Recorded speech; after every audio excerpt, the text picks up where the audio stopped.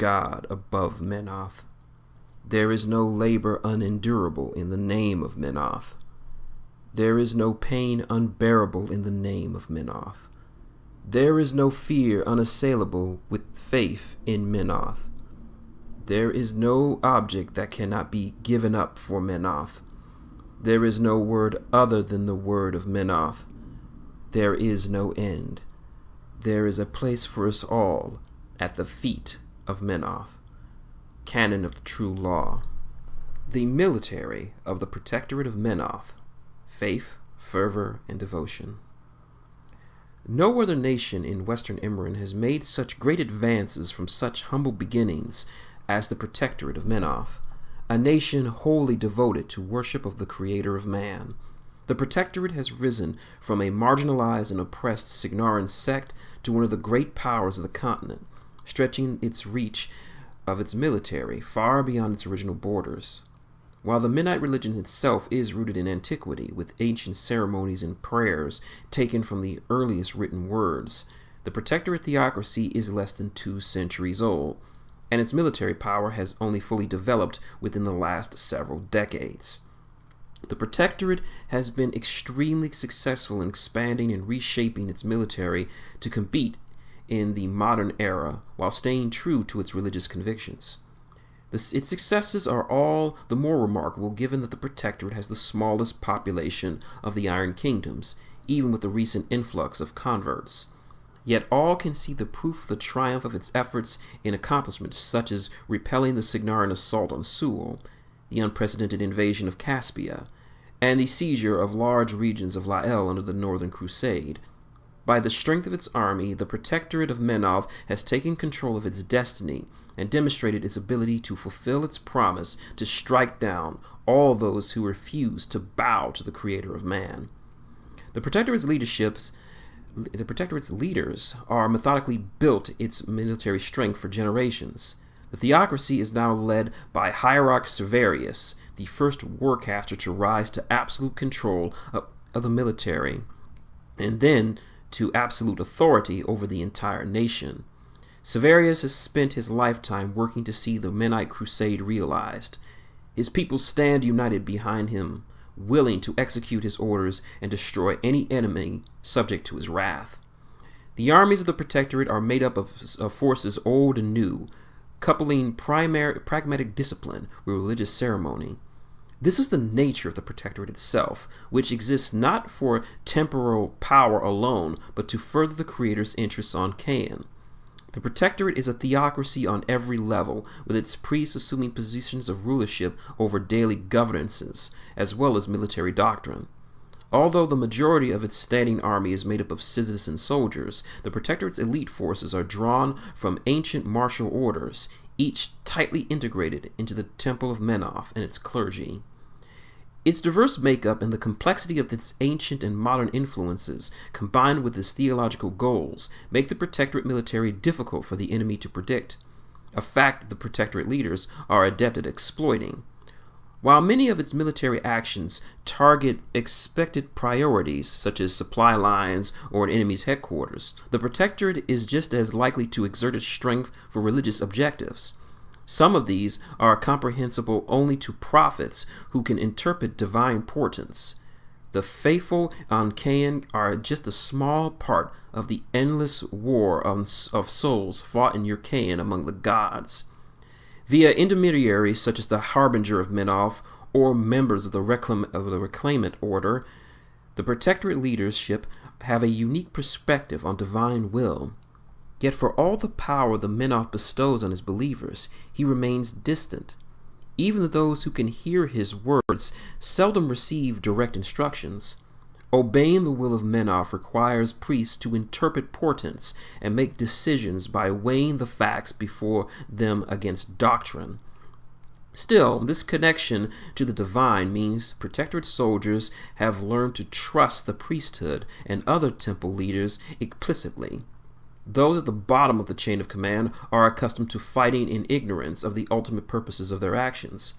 Orders are not to be questioned, but simply accepted and obeyed with the same faith that assures each Menite of there's a place waiting for them in the afterlife. Although every Menite is equally pious in the aggregate of their beliefs bestowed to a degree of conviction, efficiency, and zealous fanaticism that strengthens them through the most difficult ordeals and setbacks. Their enemies fear this zealotry, as other armies must rely on less certain traits like loyalty and duty, traits sometimes bought with coin. The Protectorate military has proven that faith has a tangible power, and there is no army in Western Imran as singularly united. The Sul Menite Temple. The Protectorate of Menoth is a pure theocracy, unique among the Iron Kingdoms. All aspects of the Protectorate are devoted to the glorification of Menoth, the creator of man. Religious and secular authority are indivisible, and all state functions are steeped in ceremony, ancient tradition, and faith. While Menoth is worshipped across Western Imran in almost every human kingdom, not all Menites belong to the same sect. Most Menites in Ord, Lael, Signar, and Kador do not acknowledge the authority of the Protectorate's hierarch, and look instead to their own priests. The Great Crusade is intended to rectify this division by uniting the faithful under the dominion of the Protectorate, as well as to convert the large numbers of wayward masses in these kingdoms who have forsaken Menoth for other gods. The Protectorate is a nation at war, and every industry is directed towards the Great Crusade. There is no separation between the government and the military. Both are aspects of the Temple of Menoth, overseen by the clergy and supported by much of the population. Hierarchy of the Temple. The priesthood is a strictly defined, inflexible hierarchy that has endured for thousands of years. All are masked while performing their duties to reflect the unflinching and stoic nature of their god. This also serves as a sharp division between priests and congregation, as a priest is not allowed to convey the emotions to which mortals are prone. Without exception, the temple's clergy wield more power than priests of equivalent rank outside of the Protectorate. Regardless of their roles, even the lowest-ranking priests embody the authority of the temple over all aspects of life within the Protectorate's territories. Each step up the temple hierarchy conveys greater responsibility and power, and this status is evident in the priest's raiment, mask, and staff, each a prominent, important symbol of the office. Among the clergy are two groups whose responsibilities extend beyond that of the normal priests, the Sakru Tutors and members of the Reclamant Order. A member of the clergy begins as an initiate, and most are trained in the Lyceum of the True Law in Emir. Upon completing his duties, a junior priest is recognized as a presbyter. Over time, a priest can achieve the rank of potent, overseeing a temple or a significant shrine. This is the highest rank most priests can ever aspire to. Even a potent who has proven to be devout and exceptionally dedicated will be promoted to higher only if a need arises to replace a more senior priest in the temple's hierarchy. Above potentates are sovereigns, influential and respected members of the clergy with considerable autonomy. A sovereign is responsible for potentially dozens of temples, their potentates, and hundreds of subordinate priests. Some sovereigns have oversight of a small, sizable town or even a lesser city. It is a tremendous honor for a citizen to be addressed by a sovereign, and few residents are even personally interacted with the priest of a higher rank. At the penultimate level of the ascending hierarchy are the Vizgoths. Currently 9 in number, these governing principles of the Protectorate oversee major aspects of the government, industry, or territorial domains. Together they comprise the Synod, the governing body of the Protectorate and highest advisors to the hierarch. Vizgoths are appointed by a hierarch or by a unanimous vote of the Synod. Strife among the Vizgoths is not uncommon, since they seldom possess equivalent power and may have competing agendas. But in theory, they all seek to glorify and serve Menoth and his temple. Drawn from the tradition of the ancient priest-kings, the hierarch is a singular office of peerless authority and absolute power. A Visigoth rises to this position only when one can secure the unanimous endorsement of the synod and commands the total obedience of the entirety of the priesthood. The standards of a hierarch are also impossibly high.